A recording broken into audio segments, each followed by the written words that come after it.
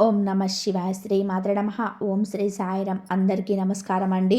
రేపే జనవరి 18, అది పెద్ద అమావాస్య. చాలా చాలా పవర్ఫుల్ అండి. పైగా ఆదివారంతో పాటు కలిసి వస్తుంది.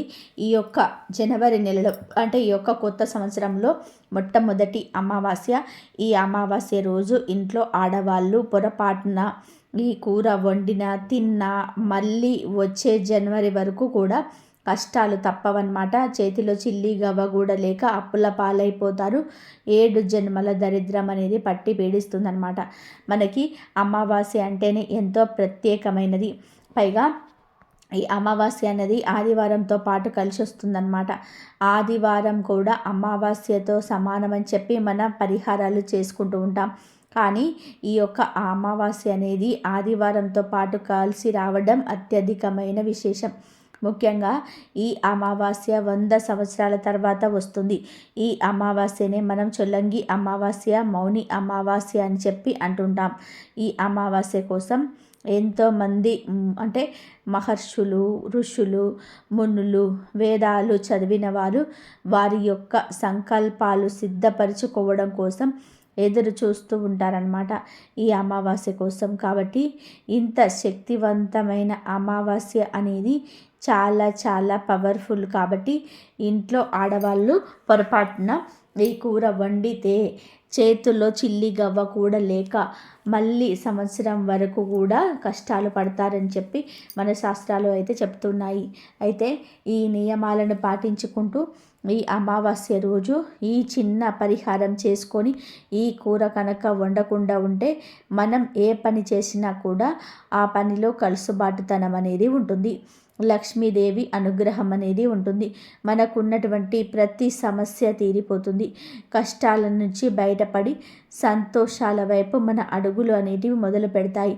అలాగే ఈ చిన్న పరిహారం అనేది చేసుకుంటే మీ జీవితంలోనికి అదృష్టం అనేది అడుగు పెడుతుంది. అసలు ఏంటి, ఏం కూర చేసుకోవాలి అనేది పూర్తిగా వివరంగా ఈ వీడియోలో అయితే చెప్పానండి. ఒక్క వీడియో చూస్తే సరిపోతుంది. ఒక్క వీడియో మీకు ఇంకే వీడియోతో పని సంబంధం లేదు. ప్రతి పాయింట్ క్లియర్గా చెప్తానండి. కాబట్టి ఎక్కడ కూడా స్కిప్ చేయొద్దు. ఆలస్యం చేయకుండా వీడియోలోకి అయితే వెళ్ళిపోదాం. వీడియోలోకి వెళ్ళే ముందు ఒక చిన్న రిక్వెస్ట్ అండి. మొదటిసారి మన ఛానల్లోకి వచ్చినట్లయితే మన ఛానల్ని సబ్స్క్రైబ్ చేసుకొని వీడియోకి ఒక లైక్ ఇచ్చి హైప్ ఇచ్చి కింద కామెంట్ సెక్షన్లో ఓం నమ శివాయ అని చెప్పి కానీ ఓం మహాలక్ష్మి దేవ్యాయ నమః అని కానీ కామెంట్ చేయడం మాత్రం అస్సలు మర్చిపోకండి. ఈ యొక్క అమావాస్య రోజు మీరు సూర్యోదయానికి ముందే చక్కగా నిద్ర లేవాలి.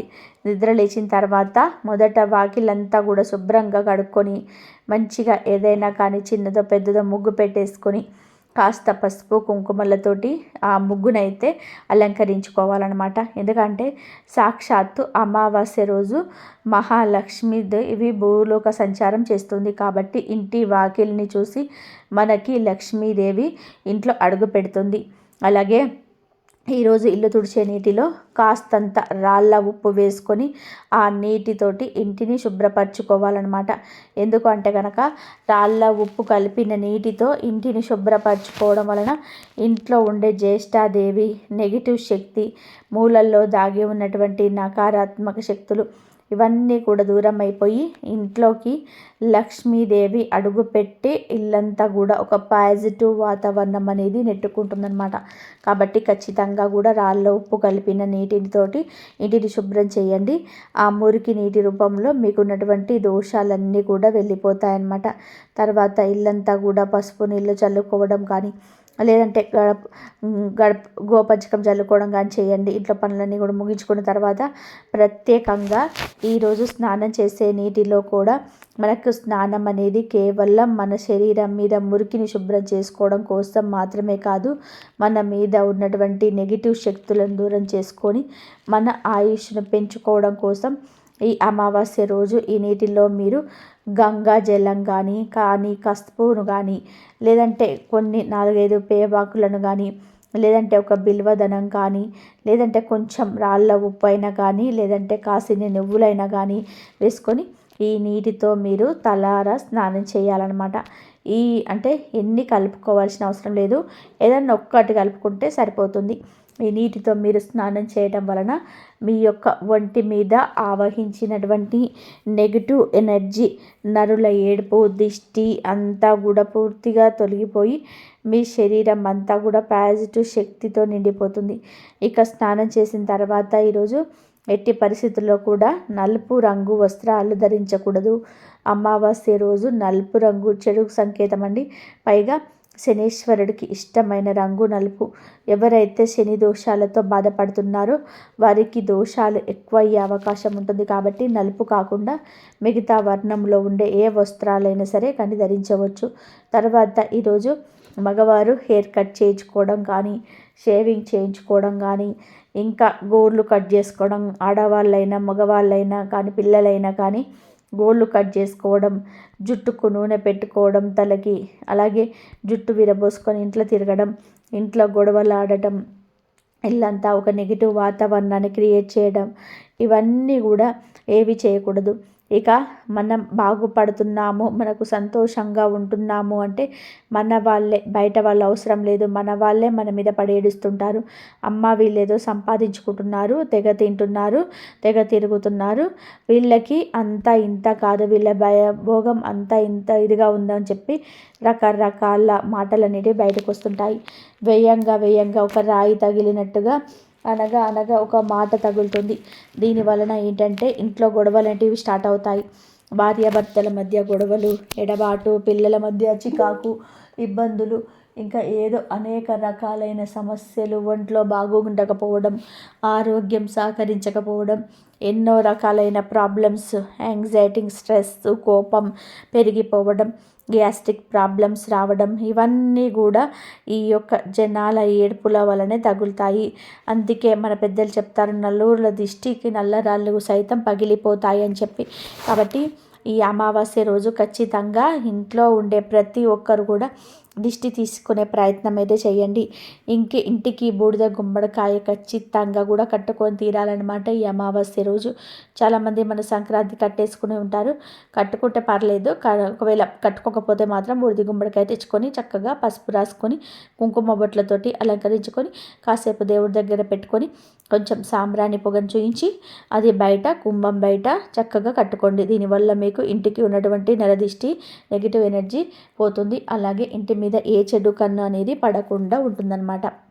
అలాగే ఒక బూడిద గుమ్మడికాయ తీసుకొని రాత్రి 10 గంటలు దాటిన తర్వాత ఆ బూడిద గుమ్మడికాయ మీద ఒక ముద్ద కర్పూరం, హారతి బిళ్ళని పెట్టి దాన్ని వెలిగించి ఇంటి గేట్ బయటకు వెళ్ళి సవ్య దిశలో 3 సార్లు, అపసవ్య దిశలో 3 సార్లు తిప్పి దాని కింద పడేగొట్టేసేయండి.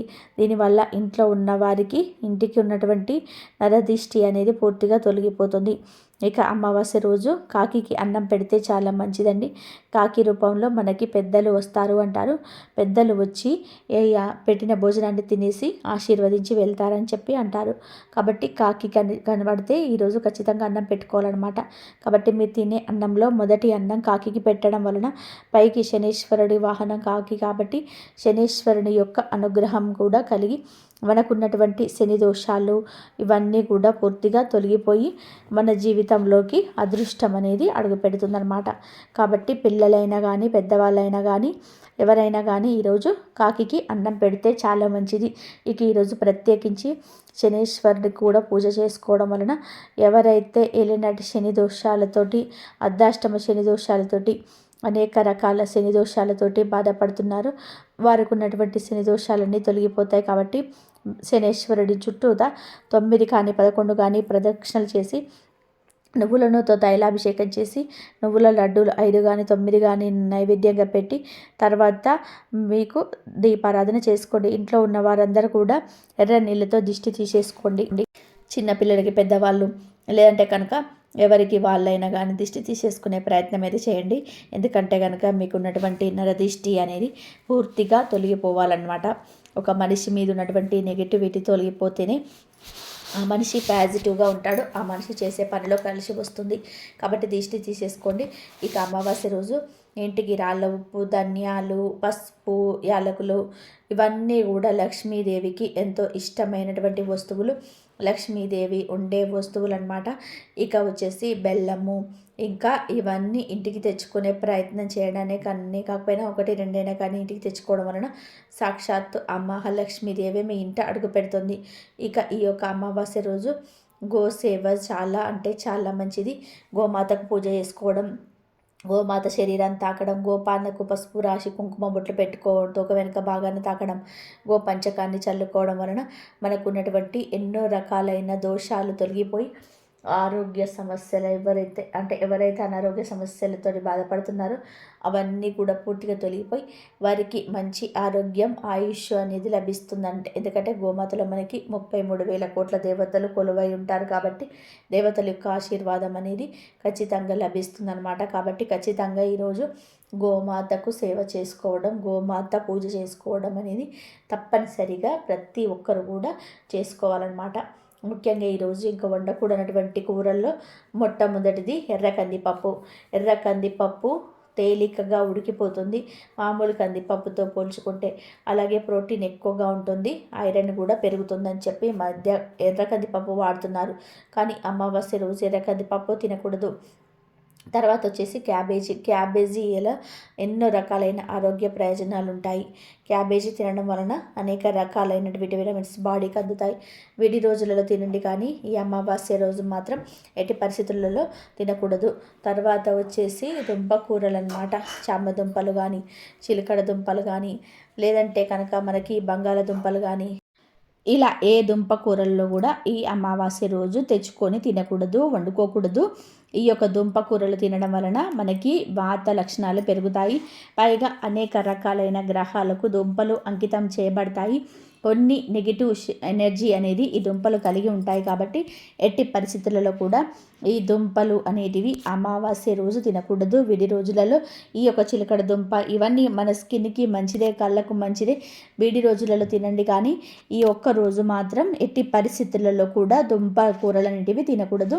క్యారెట్ కూడా ఒక దుంపతో సమానం అండి. కాబట్టి క్యారెట్ కూడా తినకుండా ఉండండి ఈ అమావాస్య రోజు మాత్రమే. ఎందుకంటే అమావాస్య రోజు ఈ యొక్క క్యారెట్ కూడా చాలా దగ్గర సంబంధం ఉంటుంది. ఈ యొక్క క్యారెట్ వలన అనేక రకాలైన నెగిటివ్ ఇవన్నీ భూమిలో నుంచి వస్తాయి. కాబట్టి మనం ఈ యొక్క భూమిలో మనకి మంచి ఎంత ఉంటుందో చెడు కూడా అంతే ఉంటుంది. కాబట్టి ఆ నెగిటివిటీ అనేది మనలోకి వెళ్తుందనమాట. అందుకనే తినకూడదు. తర్వాత బూడిద గుమ్మడికాయ కూడా గురించి అంతా కాదు, బోలెడన్ని ఆరోగ్య ప్రయోజనాలు ఉన్నాయి. అయినప్పటికీ కూడాను ఈ బూడిద గుమ్మడికాయ ఈ యొక్క అమావాస్య రోజు తినకూడదు. అలాగే తీపి గుమ్మడికాయ కూడా ఈ అమావాస్య రోజు ఎట్టి పరిస్థితుల్లో కూడా తినకూడదు. ఈ యొక్క తీపి గుమ్మడికాయ, బూడిద గుమ్మడికాయ ఇప్పుడు వెయిట్ లాస్ కోసం, అనేక రకాలైన ఆరోగ్య ప్రయోజనాల కోసం జనం వాడుతున్నారండి. కానీ అమావాస్య రోజు తినకూడదు. తర్వాత వచ్చేసి పొట్లకాయ అనేది మనకి పాము ఆకారంలో ఉంటుంది, అంటే నాగమయ్య రూపంలో ఉంటుంది. శివుడికి ఎంతో ఇష్టమైనది భక్తులు నాగమయ్య. కాబట్టి ఆ యొక్క నాగమయ్య స్వరూపంగా భావిస్తాం. కాబట్టి ఈ యొక్క పొట్లకాయ అనేది ఈరోజు ఎట్టి పరిస్థితులలో వండుకోకూడదు, తినకూడదు. తర్వాత వచ్చేసి వంకాయ కొన్ని గ్రహాలకు అంకితం చేయబడుతుంది.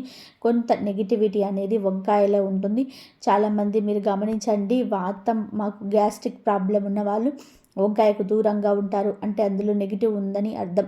కాబట్టి ఎట్టి పరిస్థితుల్లోనూ కూడా ఈ యొక్క అమావాస్య రోజు వంకాయను ఇంటికి తెచ్చుకోవడం కానీ, వండుకోవడం కానీ, తినడం కానీ చేయకూడదు. తర్వాత వచ్చేసి సొరకాయ అన్నమాట. అంటే బాటిల్ గట్స్. సొరకాయ ఆరోగ్యానికి చాలా మంచిది.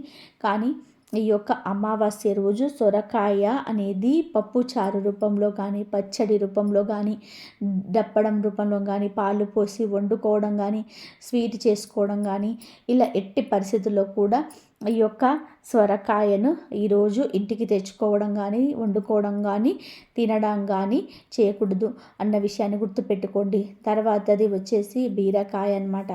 బీరకాయలో మనకి పీచు పదార్థం చాలా ఎక్కువగా ఉంటుంది.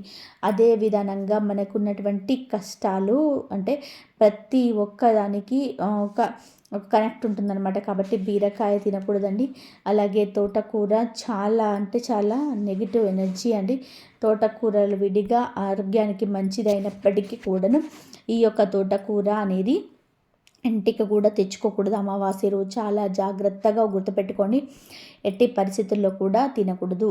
తర్వాత వచ్చేసి కోడిగుడ్డు అందరూ కూడా వెజ్ అంటారు.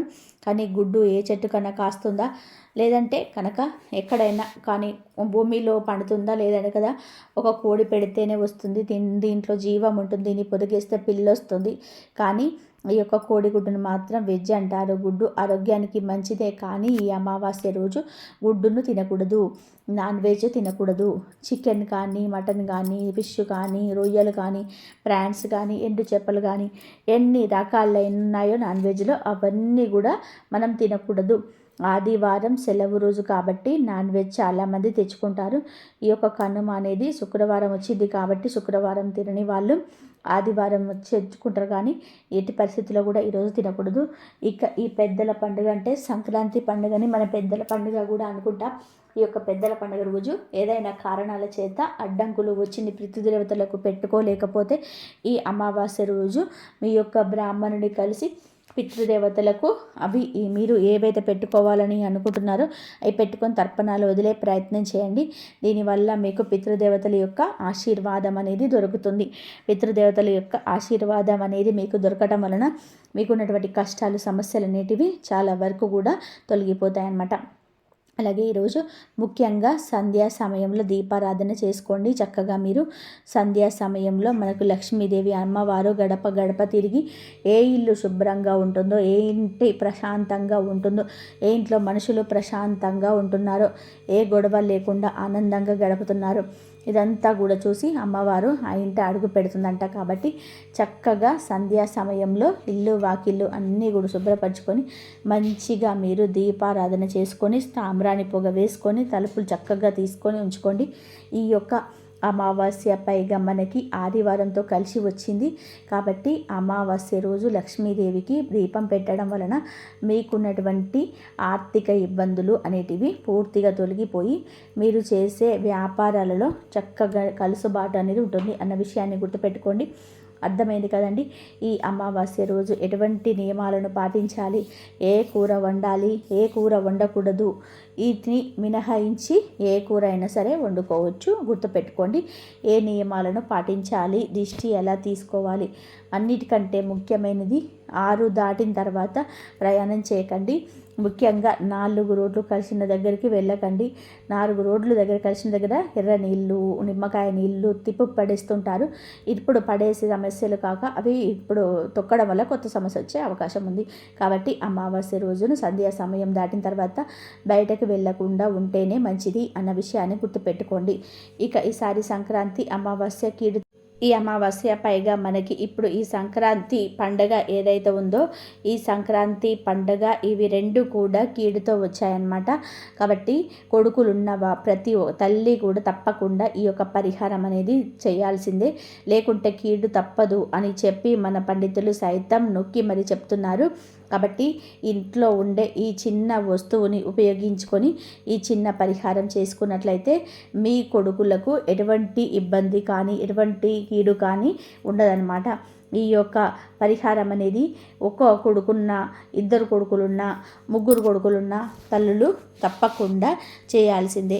కాకపోతే ఎవరిది వారికి సపరేట్గా చేసుకోవాలన్నమాట.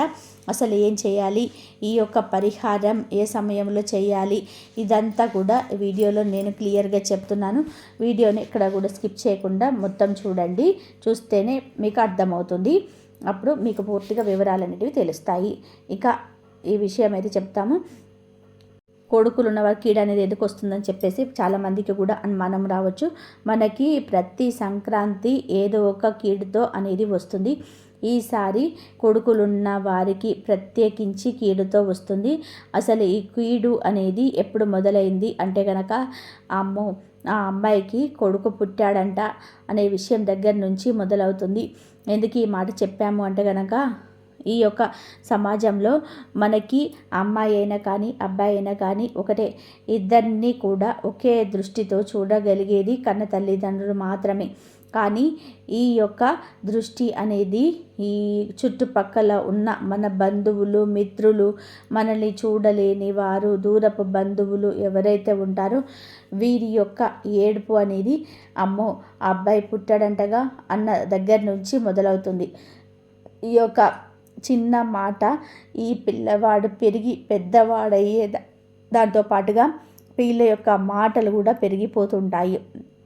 పిల్లోడు ఎర్రగా ఉంటాడంట లేదా పిల్లోడు బాగుంటుందంట కదా అని చెప్పేసి పిల్లోడికి ఈ స్కూల్లో జాయిన్ చేశారంట కదా, పిల్లోడు మంచి మార్కులు వస్తున్నాయంట కదా, పిల్లవాడికి మంచిగా బండి కొన్నారంట కదా, సైకిల్ కొన్నారంట కదా, అది కొన్నారా ఇది కొన్నారంట కదా అని చెప్పి బాగా హైట్ పెరుగుతున్నాడే, బాగా మార్కులు వస్తున్నాయి. ఇలా ఒకటి కాదు రెండు కాదు అనేక రకాలైన ఏడుపులు మన బిడ్డ మీద పడి ఏడ్చేవారు ఎంతోమంది ఉంటారు. అది కేవలం తల్లిదండ్రులకి మాత్రమే తెలుస్తుందన్నమాట.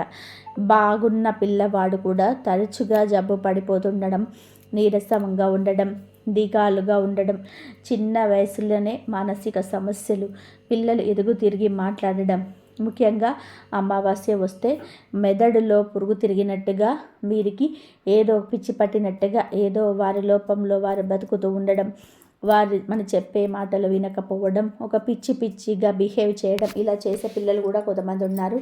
దీనికి కారణం కూడా నెగిటివ్ ఎనర్జీయే. అలాగే కొంతమంది పెళ్ళిళ్ళైన అబ్బాయిలు చూసుకున్నట్లయితే డ్రింకింగ్కి అలవాటు పడి, స్మోకింగ్కి అలవాటు పడి, వేరే వ్యసనాలకు అలవాటు పడి, ఇంట్లో భార్య పిల్లల్ని పట్టించుకోకుండా వారి లోకంలో వాళ్ళు బడి తిరుగుతూ వచ్చిన సంపాదన ఖర్చు పెట్టుకునే వాళ్ళు కూడా ఉన్నారు. ఎంత ఎత్తుకెదిగినా కూడా తన తల్లికి మాత్రం బిడ్డ చంటి బిడ్డ అనమాట. 50 సంవత్సరాలుగా ఉన్న పిల్లవాడికైనా కానీ తల్లి ఉంటే ఆ తల్లి 50 ఏళ్ళు మా అబ్బాయికి అన్నట్టు 5 ఏళ్ళు నా బాబుకి అన్నట్టుగా చూస్తుందన్నమాట. అలా ఈ యొక్క పరిహారం అనేది ప్రతి తల్లి తప్పకుండా చేయాల్సిందే. ఇక బిడ్డలు దూరంగా ఉంటున్నారు, మరి ఏం చేయాలి అని అనుకునే వారికో చెప్తాను. దగ్గరుంటే తల్లి చేయాల్సిందే. ఒకవేళ దూరంగా ఉంటే కనుక అమ్మమ్మ దగ్గర, నానమ్మ దగ్గర కనుక వాళ్ళు ఉన్నది చేయని చెప్పండి. వేరే రిలేటివ్స్ దగ్గర, చిన్నమ్మ దగ్గర, పెద్దమ్మ దగ్గర ఉంటే కనుక వాళ్ళని చేయమని చెప్పండి. ఇంకా ఎక్కడైనా ఉంటే కనుక వారికంటే పెద్దవాళ్ళు చేపించుకోని చెప్పండి. ఇక ఇలా చేస్తే వారికి ఉన్న కీడు అనేది పూర్తిగా తొలగిపోతుందన్నమాట. అలాగే ముఖ్యంగా ఈ యొక్క అమావాస్య, పైగా ఈ యొక్క సంక్రాంతి అనేది కీడుతో వచ్చింది. ఈ యొక్క కీడు ఏముందిలే అని మూఢనమ్మకంలే చెప్పి నిర్లక్ష్యం చేయకండి. నిప్పు లేనిదే పొగ రాదనమాట. ఇప్పుడు మనం చేస్తే ముందు మనకి లక్షలు కాదు, కోట్లు కాదు, ధనం ముఖ్యం. మనకు ఆరోగ్యం ముఖ్యం, మన బిడ్డ నుండి ఆయుష్ ముఖ్యం. ఇక్కడ ప్రతి ఒక్కరూ చేయండి. చేయడం వల్ల మీకు నష్టం అయితే ఉండదు, లాభం తప్ప. అంతేకాకుండా ఈ సమయంలో చేయడం వల్ల మీకు చాలా వరకు కూడా అనేక రకాలైన కష్టాల బారిన మీ బిడ్డలు పడకుండా జాగ్రత్త పడవచ్చు. దీనికోసం మీరేం చేయాలంటే, ఇది సాయంత్రం సమయంలో 6 గంటల నుంచి 11 గంటల లోపు చేసుకోవాలి. అమావాస్య రోజు జనవరి 18 తారీఖు నిండుగున్న అన్నం తీసుకోండి. అప్పుడే ఉడికిన అన్నాన్ని, ఎవరు తీసి పెట్టుకోకుండా ఉన్న అన్నాన్ని, నిండుగున్న అన్నాన్ని తీసుకోండి. నిండుగున్న అన్నం చాలా చాలా అంటే పవర్ఫుల్ అనమాట. కాబట్టి ఈ అన్నాన్ని తీసుకోవాలి. ముఖ్యంగా తర్వాత ఒక పింగాణి ప్లేట్ కానీ, ఒక గాజు ప్లేట్ కానీ, లేదంటే ఒక స్టీల్ ప్లేట్ కానీ తీసుకోండి. మీరు ఈ యొక్క పరిహారం కోసం ఏ ప్లేట్ తీసుకున్నా కూడా సరిపోతుంది. అవసరమైతే ఒక పేపర్ ప్లేట్ అయినా కానీ తీసుకోవచ్చు అనమాట. తర్వాత ఈ అన్నంలో నుంచి మొదటిగా ఒక ముద్దను తీసుకొని చక్కగా, అంటే కొంచెం అన్నాన్ని తీసుకొని ఒక ముద్దలాగా చేసుకొని ఆ ముద్దనైతే పక్కన పెట్టేసుకోండి. ఇక్కడ చాలామందికి డౌట్ వస్తుంది, ప్రతిసారి అన్నంతో చెప్తున్నారనండి. కానీ కొన్ని సమయాలను బట్టి, కొన్ని తిథులను బట్టి, కొన్ని నక్షత్రాలను బట్టి, కొన్ని గడియలను బట్టి అన్నంతో చేస్తేనే చాలా శక్తి ఉంటుందండి. అన్నం పరబ్రహ్మ స్వరూపం. మనకి వెనకటి నుంచి వస్తున్నటువంటి ఆచారం అనేది అన్నంతో చేసే పరిహారాలకి ఎక్కువ రెట్టింపు శక్తి ఉంటుందని చెప్పి, అలాగే అన్నంతో జీవం ఉంటుంది. మరొక ముద్దలో పసుపు వేసి, పసుపు రంగు ముద్దను చేసి పక్కన పెట్టుకోండి. మరొక ముద్దలో కుంకుమను వేయండి. ఈ యొక్క కుంకుమను వేసిన ముద్దని చక్కగా తీసి పక్కన పెట్టుకోండి. ఇప్పుడు మొత్తం కూడా మనం 3 ముద్దలు చేసి పక్కన పెట్టుకున్నాం. తర్వాత ఒక కోడిగుడ్డును తీసుకోండి. కోడిగుడ్డులో మనకి అతీంద్రియమైన శక్తులు అనేటివి దాగి ఉంటాయి. కోడిగుడ్డులో ఉండేటువంటి తెల్ల సోన, పచ్చ సోన, వీటిట్లో మనకి జీవం అనేది ఉంటుంది. దిష్టి తొలగించుకోవడానికి జీవం అనేది బాగా అద్భుతంగా ఉపయోగపడుతుంది. తర్వాత నల్ల ఆవాలు తీసుకోండి. ఈ యొక్క నల్ల ఆవాలతో కూడా నరదిష్టిని పూర్తిగా తొలగించడానికి ఉపయోగపడతాయి. మీ బిడ్డ మీద ఎటువంటి చెడు కన్ను, ఎటువంటి నెగిటివ్ శక్తి ఉన్నా కూడా దాన్ని పూర్తిగా నివారించడానికి నువ్వులు ఉపయోగపడతాయి. ఇప్పుడు ఈ ప్లేట్లోనే మీరు 3 ముద్దలను పెట్టి ఆ ముద్దల మీద కొంచెంగా నల్ల ఆవాలు వేయండి. ఒక గుడ్డు తీసుకోండి. ఆ గుడ్డు మీద కాటికతోటి ఒక నల్ల చుక్క కానీ లేకపోతే కనుక ఒక ఇంటు మార్కుని వీడియోలో మనము అంటే ఇంటూ మార్కును కానీ వేసుకొని ఆ 3 ముద్దల మీద మధ్యల మీద పెట్టేసేయండి కోడిగుడ్డు. ఈ గుడ్డు కూడా పగిలిన గుడ్డులాగా కొంచెం క్రాకులు ఇచ్చి మురికిపోయిన గుడ్డు అట్లాంటిది తీసుకోకండి. మంచిగా ఫ్రెష్గా ఉన్న గుడ్డు తీసుకోండి.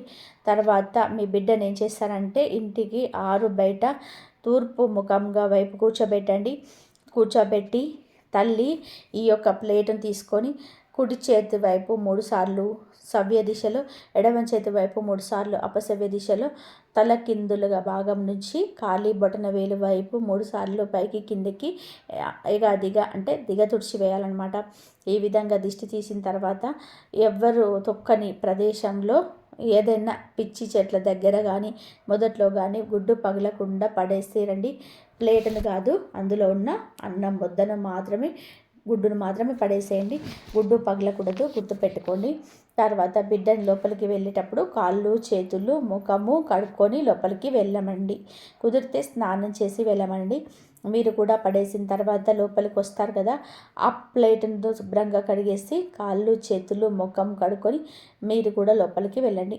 ఇక బిడ్డ ఈ విధంగా చేసిన తర్వాత అంటే కాళ్ళు చేతులు ముఖం ఇవన్నీ కడుక్కున్న తర్వాత కుదిరితే స్నానం చేసేయండి. లేకపోతే కనుక బట్టలు మార్చుకోండి చెప్పండి. తర్వాత స్వీట్ తినాలి పిల్లవాడు, గుర్తుపెట్టుకోండి. ఈ యొక్క స్వీట్ తినడంతో బిడ్డకున్న కీడు అనేది పూర్తిగా పోతుందన్నమాట. ఈ యొక్క స్వీట్ తినాలి. ఇక ఈ అమావాస్య రోజు మీరు ఇది సాయంత్రప్పుడు చేసుకుంటారు కాబట్టి పొద్దున పూట కుదిరితే మీ బిడ్డను తీసుకొని శివాలయానికి వెళ్ళేసి శివుడికి అభిషేకం చేయించుకోవడం కానీ, శివుడి పేరున అర్చన చేయించుకోవడం కానీ, శివుడికి మీరు అంటే బిల్వదాలతోటి అభిషేకం చేసుకోవడం కానీ, కాసిన నీళ్లు పోసి అభిషేకం చేయించడం కానీ పిల్లవాడితో చేయించండి.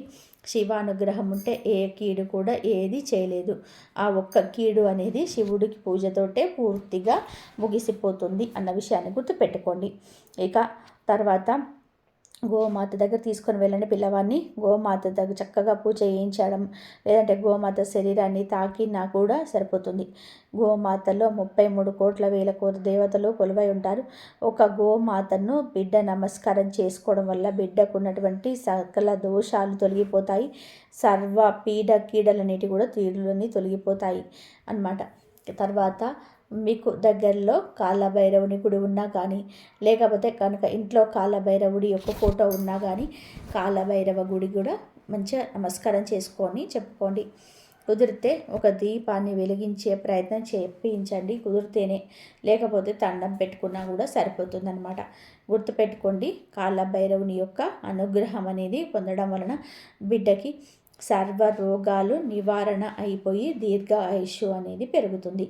ఒకవేళ తర్వాత మీకు కుదిరినట్లయితే దగ్గరలో ఏదైనా అమ్మవారి గుడి ఉన్నా, కనకదుర్గమ్మ గుడి ఉన్నా కానీ దుర్గమ్మ తల్లి గుడికి తీసుకెళ్ళి దుర్గమ్మ యొక్క దర్శనం చేయించుకునే ప్రయత్నం అయితే చేయండి.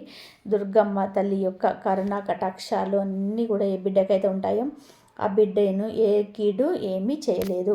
ఇక తర్వాత మీకు కుదిరినట్లయితే మీకు దగ్గరలో ఆంజనేయ స్వామి గుడి ఉంటే ఆంజనేయ స్వామి గుడికి కూడా మీ బిడ్డను తీసుకొని వెళ్ళండి. ఆంజనేయ స్వామి యొక్క దృష్టి అనేది బిడ్డ మీద పడితే బిడ్డకున్నటువంటి కీడు, నెగిటివ్ ఎనర్జీ, నరదిష్టి, నర్వలోగా అలా అన్నీ కూడా తొలగిపోయి బిడ్డకి సంపూర్ణ ఆరోగ్యము, సంపూర్ణ ఆయుష్ అనేది కలుగుతుందన్నమాట. కాబట్టి ఖచ్చితంగా కూడా బిడ్డని ఆంజనేయ స్వామి గుడికి అయితే తీసుకొని వెళ్ళండి. ఒకవేళ మాకు కుదరదు అనుకుంటే కనీసం ఇంట్లో మనకి ఒక దేవుని చిత్రపటాలు ఉన్నా కూడా కనీసం ఇంట్లో ఒక్క చిత్రపటం ఉన్నా కానీ ఆ యొక్క దేవుని చిత్రపటం దగ్గర ముందు బిడ్డ చేత పూజను అయితే చేపించండి. మందారం మొక్క దగ్గరికి వెళ్ళి ఒక చెంబడు నీళ్లు పోసి నమస్కరించుకొని మంచిగా లేతగా ఏ చిల్లులు బెజ్జాలు లేని ఒక ఆకునైతే తెచ్చుకోండి. ఈ ఆకును శుభ్రంగా నీటితో కడిగేసిన తర్వాత దీని మీద కొన్ని ఎర్ర కందిపప్పు, ఒక 2-3 బెల్లం ముక్కలు చిన్న చిన్న ముక్కలు పెట్టండి. ఈ ఎర్ర కందిపప్పు ప్లేస్లో మీరు నానబెట్టిన పెసరపప్పు అయినా కూడా పెట్టుకోవచ్చు. గుర్తుపెట్టుకోండి. ఈ యొక్క కందిపప్పు నానబెట్టి కూడా పెట్టుకోవచ్చు అన్న విషయాన్ని గుర్తుపెట్టుకోండి. ఈ యొక్క కందిపప్పు వలన మనకి రాహు కుజ దోషాలు తగ్గుతాయి. అలాగే జాతక దోషాలు కూడా తొలగిపోతాయి. ఏలినాటి శని దోషాలు తొలగిపోతాయి. అలాగే ఆర్థిక ఇబ్బందులన్నీ తొలగిపోతాయి. అనారోగ్య సమస్యలు తొలగిపోతాయి. బెల్లం అనేది మనకి సాక్షాత్తు లక్ష్మీదేవికి స్వరూపం. మనకి చెరుకు నుంచి కూడా పుట్టినటువంటి ఒక వస్తువు అన్నమాట. ఈ యొక్క బెల్లం వలన మనకి ఆయుష్ అనేది పెరుగుతుందన్నమాట. మానసికమైనటువంటి ప్రశాంతత పెరుగుతుంది. మనకు ఉన్నటువంటి అనారోగ్య సమస్యలు కూడా తొలగించడానికి బెల్లం అనేది చాలా అద్భుతంగా ఉపయోగపడుతుంది. కాబట్టి ఒక పెద్ద తీసుకోండి, మందారం ఆకు పెద్దదిగా ఉండాలి, సైజు తెచ్చుకొని నీట్గా దాని మీద కొంచెం ఒక అరపిడికెడు పడతాయి అనమాట కందిపప్పు. ఒక 2-3 బెల్లం ముక్కలు వేసేసుకొని నీట్గా దాని మీద తీసుకొని వెళ్ళి మీరు దేవుని యొక్క పూజ చేసుకుంటారు కదా, దేవుని పటం ముందు పెట్టేసుకోండి. ఇది మీరు ఏ సమయంలో చేయాలి అంటే కనుక అమావాస్య రోజు మీరు ఎప్పుడైనా సరే చేసుకోవచ్చు. రాత్రి 12 గంటల లోపు చేసుకోవచ్చు. ఎటువంటి ఇబ్బంది అయితే ఉండదు. ఈ యొక్క పరిహారం చేసుకోకముందు మీ లైఫ్ ఎలా ఉంది, చేసుకున్న తర్వాత మీ లైఫ్ ఎలా ఉంది అనేది కూడా చూసి మీరు నిజంగా ఆశ్చర్యపోతారనమాట. అంత అద్భుతంగా మీ జీవితం అనేది ఉంటుందన్నమాట. ఈ విధంగా మీరు మందారం ఆకు సిద్ధం చేసుకున్న తర్వాత దీన్ని మీరు చక్కగా స్నానం చేసిన తర్వాత చేయాలి. గుర్తుపెట్టుకోండి. మీకు ఇంటికి దగ్గరలో గనక గోమాత ఉన్నా కానీ, లేకపోతే మీ ఇంటికి గోమాత వచ్చినా కూడా కానీ ఈ అమావాస్య రోజు ఈ ఆకుతో పాటు కలిపి ఆ యొక్క ఎర్ర కందిపప్పు బెల్లాన్ని మీరు గోమాతలో పెట్టేసేయాలి. గోమాతకు మీరు చేతులతోటే మీరు తినిపించాలి. గోమాతకు తినిపించేటప్పుడు మాకు కింద పెట్టేయకండి. ఎందుకంటే గోమాత యొక్క జలంలో అంటే ఆ యొక్క లాలాజలంలో గంగా జలంతో సమానం అన్నమాట. గోమాతలో మనకి 33,000 కోట్ల దేవతలు కొలువై ఉంటారు. గోమాతను చక్కగా తాకి నమస్కరించుకొని గోమాతను నుదుటిన పసుపు రాసి కుంకుమ బొట్లు పెట్టి ఇది మీరు స్వయంగా మీ చేతులతో గోమాతకు తినిపించడం వలన గోమాత యొక్క శరీరం మీ అరిచేతికి తగిలినప్పుడు మీ యొక్క చేతి గీతలే మారిపోతాయన్నమాట. కాబట్టి ఎన్ని యజ్ఞాలు చేసినా, యాగాలు చేసినా, ఎన్ని పూజలు పునస్కారాలు చేసిన, నోములు నోచుకున్నా కూడా రానటువంటి పుణ్య ఫలితం అనేది గోమాతకు గడ్డి పెట్టడం వల్ల వస్తుందన్నమాట. కాబట్టి గోమాతకు ఈ అమావాస్య రోజున ఖచ్చితంగా మందారం ఆకును పెట్టేసి తినిపించడం వలన మీకున్నటువంటి అప్పుల బాధలన్నీ, కష్టాలు, సమస్యలు, ఆర్థిక ఇబ్బందులు, అనారోగ్య సమస్యలు, నరుల ఏడుపు అన్నీ కూడా తొలగిపోతాయి అన్న విషయాన్ని అయితే గుర్తుపెట్టుకోండి. ఇక ఈరోజు మీరు సంధ్యా సమయంలో కూడా ఖచ్చితంగా ఇంట్లో దీపారాధన చేసుకోవాలి. మనకి అమావాస్య రోజు అమ్మవారు అంటే లక్ష్మీదేవి భూలోక సంచారం చేస్తున్నట. కాబట్టి సంధ్యా సమయంలో కూడా ఎవరి ఇంటి ముందు శుభ్రంగా ఉంటుందో వాళ్ళ ఇంట్లోకి లక్ష్మీదేవి అయితే ప్రశాంతంగా ఉంటుందో అప్పుడు ఆ అమ్మవారు ఇంట్లో దీపం వెలుగుతుందో ఆ అమ్మవారు ఇంట్లో లక్ష్మీదేవి అడుగుపెట్టి జ్యేష్ఠాదేవి బయటకు వెళ్ళిపోయి ఆ ఇంట్లో లక్ష్మీదేవి తిష్ట వేసుకొని కూర్చుంటుంది. ఈ వీడియో మీకు నచ్చితే లైక్ చేయండి, షేర్ చేయండి, సబ్స్క్రైబ్ చేయండి. ఇంతవరకు చూసినందుకు ధన్యవాదాలు.